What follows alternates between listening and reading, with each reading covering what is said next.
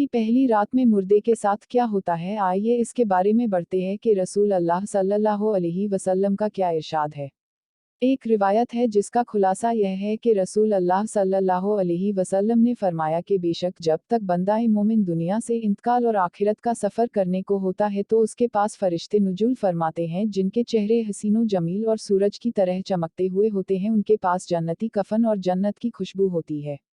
यह फरिश्ते इस काबर का अजाब कदर होते हैं कि जहाँ तक उसकी नज़र पहुँचे फरिश्ते बैठे हुए नजर आते हैं और उसे घेरे रहते हैं, और हजरत मलाकुल मौत तशरीफ लाते हैं और उसके पास जाकर बैठ जाते हैं और फरमाते हैं, ए पाकीजा रूह, अल्लाह की मगफिरत और खुशददी की तरफ निकल कर चल। फिर उसकी रूह इस तरह सहूलत और आसानी से निकल आती है जैसे मस्किजे में से पानी का कतरा बहता हुआ बाहर आ जाता है। बस इसे हजरत मलाकुल मौत ले लेते हैं और दूसरे फरिश्ते जो वहां दूर तक बैठे रहते हैं पल भर भी उनका साथ नहीं छोड़ते और उसे लेकर उसे जन्नती कफन और खुशबू में रखकर आसमान की तरफ चल देते हैं। इस खुशबू के मुतालिक हुजूर सल्लल्लाहु अलैहि वसल्लम का इरशाद है कि जमीन पर जो भी उम्दा से उम्दा खुशबू पाई गई है वैसी ही खुशबू होती है। फिर फरमाया कि उस रूह को लेकर फरिश्ते आसमान की तरह जाने लगते हैं और फरिश्तों की जिस जमात में भी उनका गुर्जर होता है तो वह कहते हैं, वाह क्या अच्छी खुशबू है। यह फरिश्ते मैयत का नाम ताजिम और तकरीम से लेकर उसका तारुफ कराते हैं, यहाँ तक कि वो अहले आसमान तक पहुँच जाते हैं और आसमान का दरवाज़ा खुलवाते हैं। फिर दरवाज़ा खोल दिया जाता है और फिर वह इस तरह दरवाजे से ऊपर चले जाते हैं। फिर वह 7वें आसमान तक पहुँच जाते हैं। हर आसमान के फरिश्ते उसे दूसरे आसमान तक रुखसत करते हैं और जब 7वें आसमान तक पहुँच जाते हैं तो फिर अल्लाह का हुक्म होता है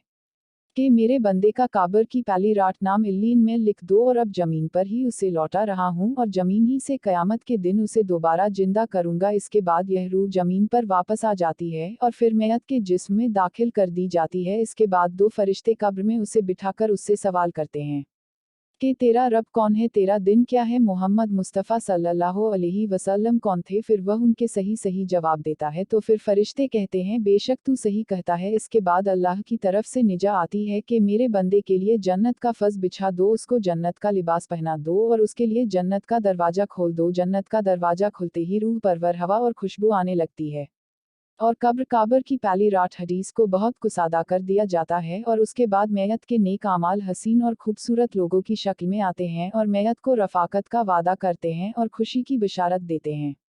एक काफिर की मौत के बाद क्या होता है।